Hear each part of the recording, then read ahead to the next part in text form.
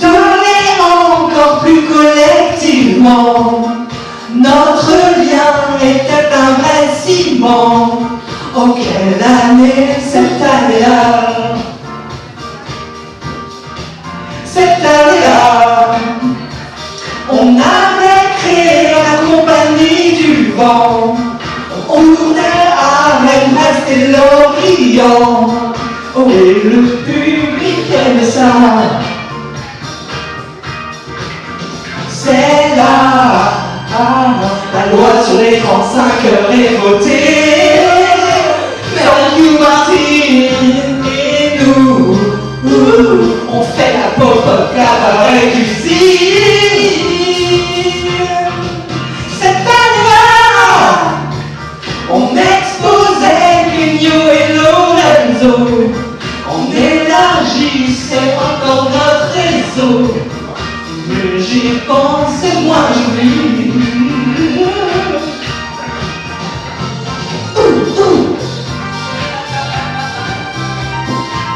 On s'entendait tellement de façon super avec qu'on partait tous ensemble en vacances à la journée. Cette année-là, sentier grenier ou futur antérieur, tout mélangé faisait notre bonheur.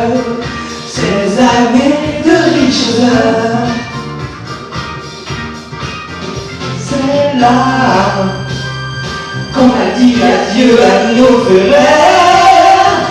Allô Gaston, tandis que 1 et 2 et 3 c'est cette année-là, pas besoin d'aller montrer notre champion. On croyait qu'une révolution arrivait cette année-là.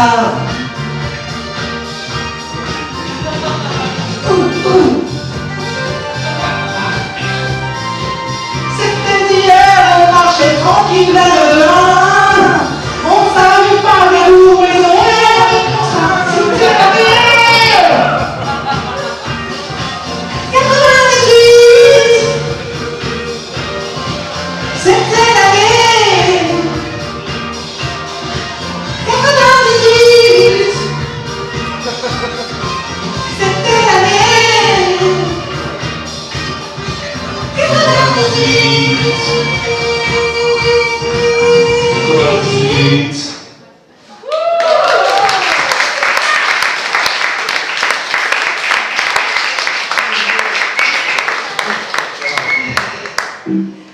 C'était l'année 98, chers spectateurs et spectatrices, et c'est donc le 3e épisode de cette année-là. Je les marteau.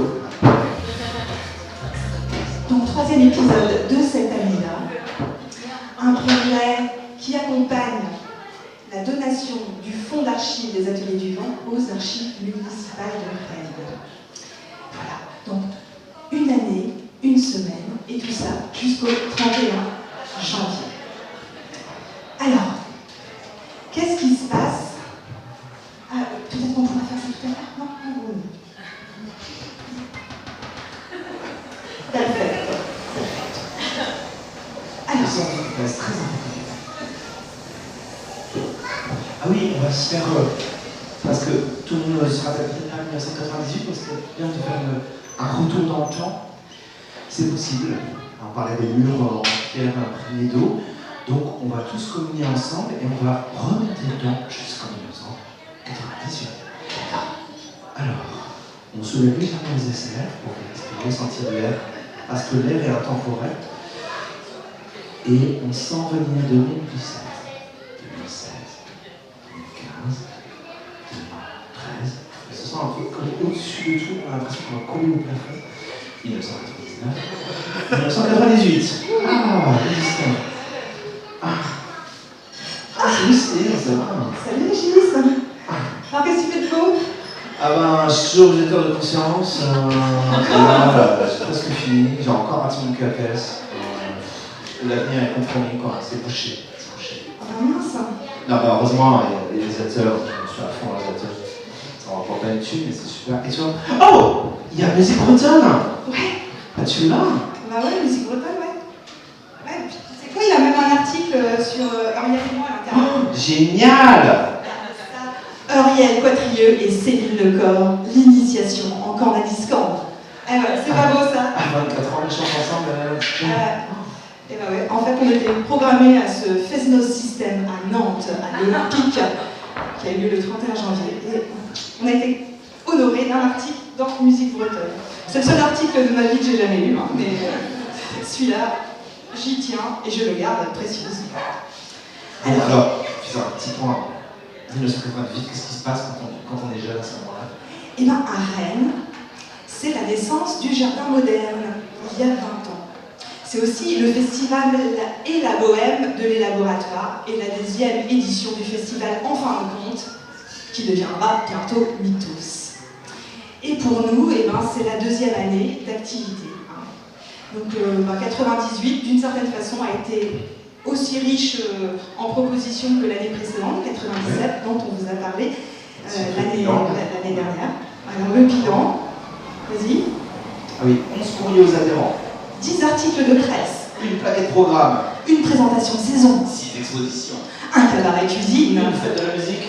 Une création théâtrale future antérieure. Une soirée super humaine. Et la création de la compagnie du vent. Alors, il y a toujours tout ce petit monde-là qui constitue ce qu'on appelle les membres actifs de l'association. Donc Alain, Brigitte, Anne Filouz, David Lebouche, Régis, Norbert, Céline, Sylvie Gachon, Arnaud Reguer, Olivier Abafour et Sylvain Creuset, bien entendu. Et c'est aussi l'année où arrive Sophie Coursimo. Elle fume un point d'interrogation. En fait, c'est la photo qui fait qu'on a l'impression qu'elle fume un point d'interrogation. Donc Sophie, c'est une camarade de Régis à la fac, ils étaient en art plastique ensemble. Et puis elle est graphiste et aujourd'hui elle est maraîchère et graphiste. Elle est installée du côté de Laval. Alors il y a certains membres comme Erwan Catesson, dont on vous a déjà parlé plusieurs fois, les deux semaines dernières, et Yann Clément qui sont toujours là mais qui vont être un peu moins actifs. Ils cotisent plus, par exemple, puisque on vous a dit que tous les membres actifs cotisaient chaque mois, ça nous permettait de payer le loyer. Donc on était toujours installés au 22 boulevard de Metz, c'est dans une grange. Il y a 2 photos là. Qui existe toujours, si vous avez au 22 boulevard de Metz, vous verrez la grange, elle a été adaptée pour devenir un logement pour mettre un maximum d'étudiants à l'intérieur. Et d'autres membres comme Norbert Langlais et Sylvie Gachon vont quitter le collectif dans le premier semestre.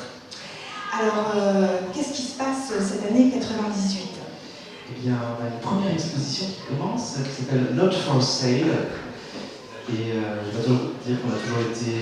que les titres en anglais nous ont porté bonheur, mais là, c'est une des premières problématiques au sein de l'association. Donc en fait c'est une exposition collective de jeunes plasticiens qui ont été réunis par Sylvie. Et cette exposition va faire un petit peu dissension dans notre collectif. C'est pas que. Enfin, l'expo, on n'était pas tous fans, mais on a eu un petit moment de dispute, on va dire, au vernissage. En fait, il y avait énormément de monde au vernissage, on pourrait s'en réjouir, mais jusqu'à là, les vernissages étaient réservés aux adhérents. Et pour nous, c'était assez important parce que c'était un moment de partage avec aussi l'artiste, la possibilité de rencontrer les personnes qui s'exposaient dans un lien un peu privilégié. Et ce soir-là, il y avait du monde, mais on s'est senti complètement dépossédés d'une certaine façon. On n'était même plus chez nous, c'était un petit peu étrange. Et donc on a eu des grandes discussions le lundi qui a suivi le vernissage, et ça nous a permis, d'une certaine façon, d'affiner, de repréciser ce qu'on avait envie de faire et d'être. Et d'ailleurs, dans les jours qui suivent, on rédige un dossier pour la DRAC. Et bon, je vous rassure, on n'a pas eu le financement demandé, mais on a quand même fait un courrier. Et on dit à ce moment-là, alors j'ai repris les termes. On a besoin de thunes quand même, quoi. Alors, les ateliers du vent sont pour chacun d'entre nous un lieu à la fois nécessaire et gratuit. Nécessaire dans le sens où il permet de doper, entre guillemets, nos réflexions et nos pratiques. Gratuit dans la mesure où il reste un espace bénévole et qu'il maintient son autonomie grâce à un autofinancement maximal. Plus qu'à rencontrer un très large auditoire, nous avons vocation à être toujours davantage un lieu de travail et d'élaboration de formes artistiques et de manière de dialoguer avec un public, un petit laboratoire artistique en quelque sorte. Modifier le rapport à la création contemporaine signifie pour nous, en première approche, décloisonner les disciplines et faire se croiser et se rencontrer les pratiques et les publics dans un espace chaleureux et accueillant qui privilégie le dialogue, la créativité, la curiosité et le contact humain. Voilà. Rien de méchant. On continue la route et très vite, nous accueillons Bernard Quegnaud. Ouais. Et tout ça pour dire qu'une aventure collective, c'est pas toujours tout gentil, quoi. Il se passe il y a des désaccords et c'est normal. Et du coup, la rencontre avec Bernard Quegnaud, elle est assez intéressante. Bernard Quegnaud, en fait, c'est un artiste assez phare dans les années 80 en tant que peintre. Moi, je l'ai rencontré par hasard à la télé sur un programme de Arte. C'était pas Arte encore, c'était la 7 à l'époque. Et il passait à la FIAC et il exposait à la FIAC. Et j'avais vu un type complètement fantasque et assez étonnant qui était avec un caddie dans un magasin, un supermarché, et qui a acheté toutes les bouteilles d'huile du magasin, d'huile d'olive. Je me disais, qui c'est ce type? Et qui remplissait une colonne d'huile comme ça. Et je me dis, il est vraiment bizarre et un peu débile. Et quand on a visité son atelier, je me suis rendu compte, je me suis dit, ah, mais c'est le type de la FIAC. Et c'est quelqu'un de vraiment intéressant parce qu'il a eu un chemin, il a explosé sur toute la planète. Et il était à un endroit où, dans l'art contemporain, on lui a vraiment demandé de créer, jusqu'à le presser quoi, pour qu'il donne des œuvres, et voilà, avec le prix qui va avec. Et ça lui posait des questions existentielles très fortes, c'est-à-dire que d'un seul coup il perdait ce pourquoi il faisait les choses. Et quand il est arrivé aux ateliers du vent, il était un petit peu, je pense, pas complètement au fond du trou, entre guillemets, mais ça lui a permis d'avoir une respiration, d'avoir des gens qui ont un autre rapport à ce qu'il faisait. C'est-à-dire d'un seul coup il quittait les galeries new-yorkaises pour se retrouver dans une grange aux ateliers du vent, ce qui était quand même assez extraordinaire. Donc ce monsieur Bernard Quegnaud, il se trouve qu'il habitait à Lorient à ce moment-là, depuis 2 ans à peu près. Et c'est Alain en fait qui l'avait rencontré, puisque lui-même avait travaillé au théâtre de Lorient. Il a fait les arts déco de Strasbourg pour un fou. Et donc on a retrouvé évidemment tout un tas de traces de cette exposition, et moi j'aime beaucoup un texte que Régis a écrit par exemple sur Bernard. Je le lis. Oui. Eh bien je vais le redécouvrir en même temps que vous, parce que je ne l'ai pas lu depuis 1998. Si une exposition c'est comme une forêt, les champignons qui y poussent sont de Bernard Quegnaud. La voiture en grosse maille noire grillagée qui vous y mène, Bernard Quegnaud en est le concessionnaire. Si des silhouettes filiformes confondent leurs essences avec celles des arbres, c'est une caresse due à Bernard Quegnaud. Si des formes étranges, rondes ou flasques apparaissent avec une netteté troublante, ça coule du cerveau de Bernard Quegnaud. Si le vôtre de cerveau se transforme en mousse pour bourrer les coussins des fauteuils, ça lui est également dû. Si des choses étranges se passent, une gifle de gaieté, des démangeaisons oniriques, mais aussi des tourments hypnotiques, des phobies consolatrices, des poisons euphoriques et délicieux, c'est que vous êtes dans l'enivrante, cette étourdissante, mais aussi la parfois inquiétante forêt de Bernard Quegnaud. C'est moi qui dis ça, quoi. 98 quand même. Et donc avec Bernard, pour préparer l'expo, on s'envoie tout un tas de fax. À ce moment-là, il n'y a pas encore franchement les mails, donc on faxe.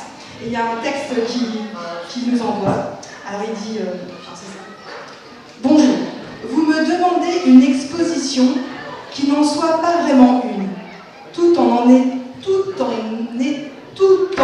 étant quand même un peu, et franchement, je comprends, car Jean-Pierre Léaud a dit, il faut d'abord tout compliquer, les choses se simplifieront d'elles-mêmes. Bon, L'endroit, vous le décrivez, une grange sombre, basse, dans une zone style XXe siècle, presque en plus dans les coins des animaux, des buffles, qui grattent le sol, le toit, qui s'esclaffent, la porte basse, un gardien les yeux mi-clos, qui balbutie des psaumes en infrabasse. Je vais faire ce que je peux, et même moins si possible. Car je finis par m'énerver d'essayer de bien faire, et je voudrais voir ce que ça donne en faisant mal. J'ai fait des petites peinturettes avec des matériaux désagréables, j'ai peint ce que je détestais pour mon usage personnel. J'aimerais ça. J'amène ça. Je l'accroche, on verra. Ce serait bien si on est content quand même. Bye bye, Bernie. Voilà, et la même année, on fait l'exposition de Paco Lorenzo. En fait, on a beaucoup d'expositions de plasticiens, d'art visuel. Et en fait, là, on est dans une continuité parce qu'on avait exposé le fils de Valérie Lorenzo l'année précédente. Et donc là, c'est le père. Le père, qui est sculpteur. Et assureur.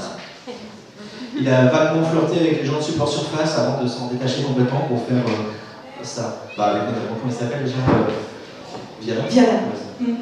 Donc en fait, il travaille un matériau à base de terre qui est assez rouge, qu'on trouve dans la région de Toulouse. Et il fait des espèces de pièces, ça par exemple, qui ressemble un peu à une sorte de volet, des sacoches. Donc tout ça, c'est une sorte de glaise qu'il fabrique à partir de la terre qu'il trouve dans la région où il habite. Relativement humide et ça sent très fort. Là, tu penses à la chèvre. Oui, c'est vrai. Alors, qu'est-ce qui se passe également en 1998 ? Figurez-vous que j'ai retrouvé une cassette. C'est le premier enregistrement audio qu'on va faire. Alors, je ne me manque pas du plaisir de vous le faire écouter. Alors en fait, du coup, c'est l'atelier théâtre qui prédomine aussi cette année-là. C'est de faire très court parce que je pense que là, on commence à exploser les délais. Il reste plus 2 minutes. Eh bien, on va en rajouter 7. Ça porte bonheur. Et donc, du coup, c'est le moment où on fait le travail, l'atelier théâtral, en mars, qui présente Futur antérieur, qui sont des textes de Papini, Marinetti, Arns et je ne sais plus, Michaud. Et du coup, attends un petit peu. Et du coup, ce sont des textes qui nous intéressaient parce que les futuristes étaient des gens à leur endroit qui étaient jeunes et qui voulaient vraiment changer le monde, qui croyaient en l'avenir et qui voyaient le futur comme débordant de choses fantastiques. Et ça nous plaisait aussi ces écritures parce qu'elles sont assez rentre-dedans, notamment celle de Papini. Mais le hasard de leur histoire à eux, qui n'est pas forcément non plus un hasard, fait qu'ils ont tourné vers le fascisme, par exemple. Et ça pose la question, qu'est-ce qu'on va devenir ? Et qu'est-ce qu'on est devenu aujourd'hui, je vous le demande. Et donc du coup, dans la suite, on a fait Le Miroir qui fuit, qui est la première création de la Compagnie du Vent à ce moment-là. Et on a tourné Brest-Lorient-Saint-Nazaire. Et donc du coup, le point commun, c'est une pièce d'Henri Michaud qui s'appelle Chaîne, et qui questionne aussi la jeunesse et l'amour, l'émancipation. Et donc là, il y a un jeune homme qui est assis sur son échelle, c'est moi qui le joue. Je suis très jeune, j'ai une voix incroyable, j'aime pas le théâtre, et je suis torturé parce que j'aime une jeune fille, mais je ne comprends pas que je l'aime encore. Et je vais devoir quitter mon père et le battre, et qui a une réplique à l'intérieur de cette pièce de théâtre, et qui est enregistrée parce qu'on n'avait pas de père. C'est pas compliqué, c'est un peu aussi. Et du coup, mais par contre, il y avait Guy Parigot, qui est un des fondateurs de Comédie de l'Ouest. Voilà, et qui.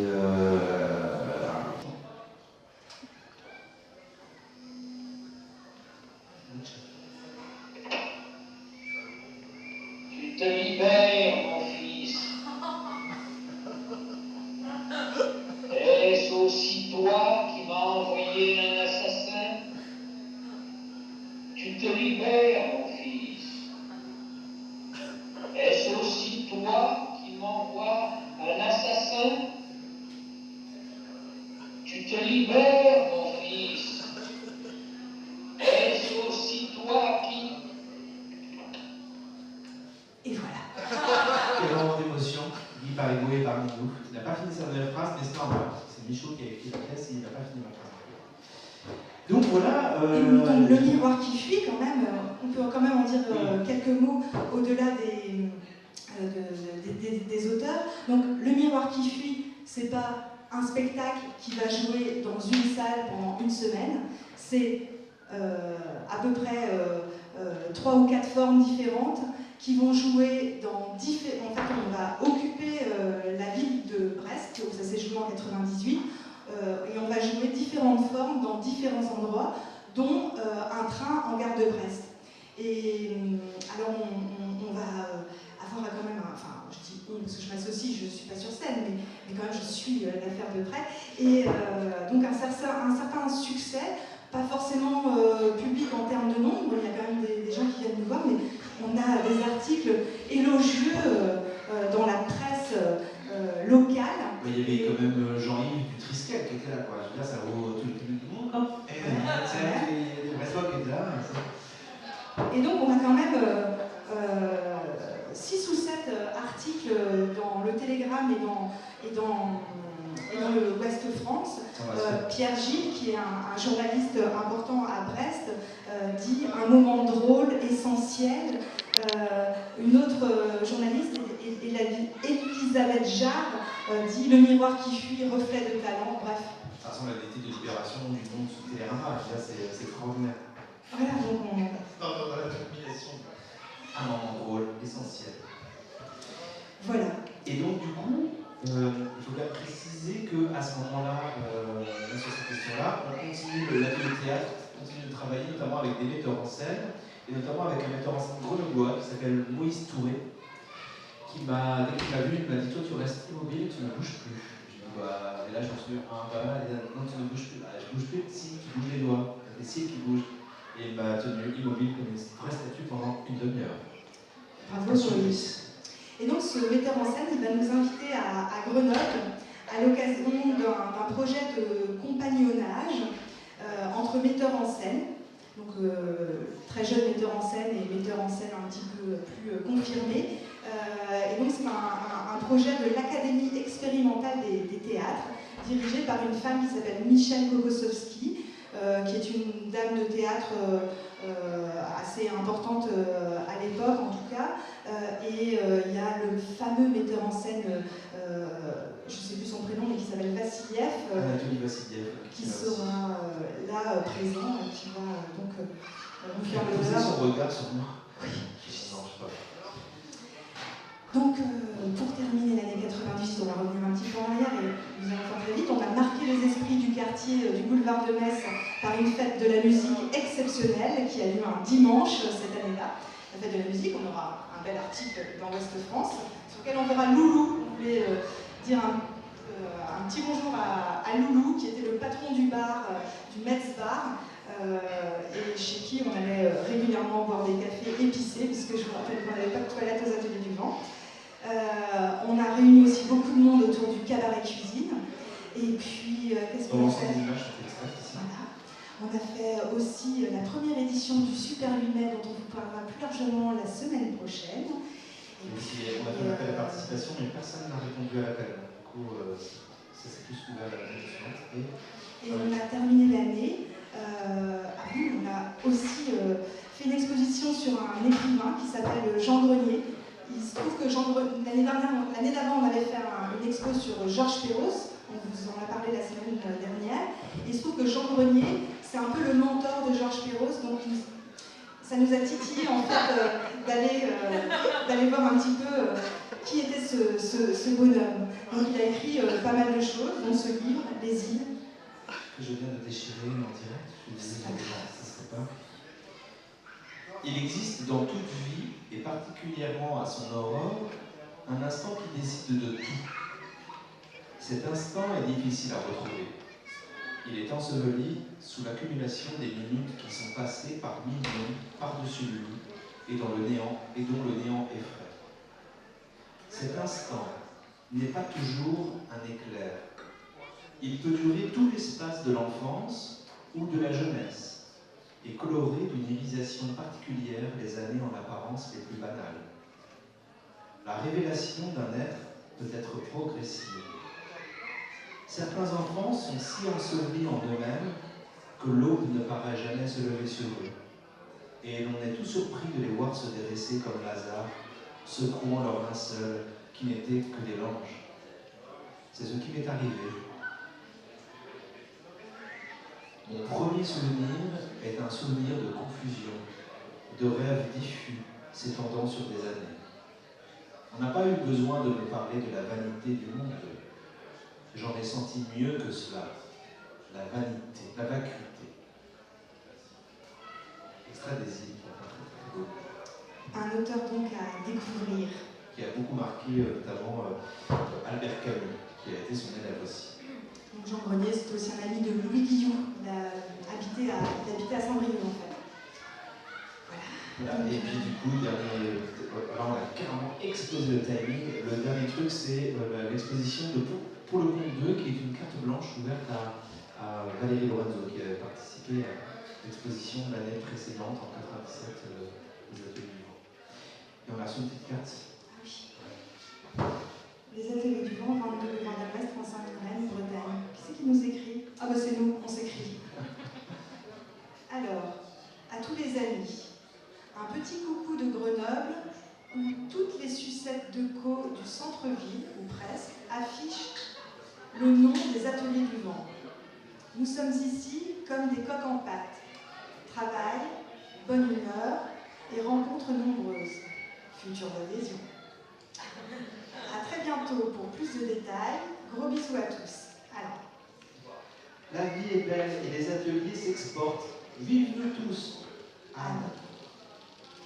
Et moi j'écris, un nouvel axe est créé. On a un nouvel axe est créé. On a repéré les lieux pour un départ groupé. Très gros bisous à vous tous, Céline. Et toi Régis, tu dis quoi? À quand une succursale des ateliers à Grenoble?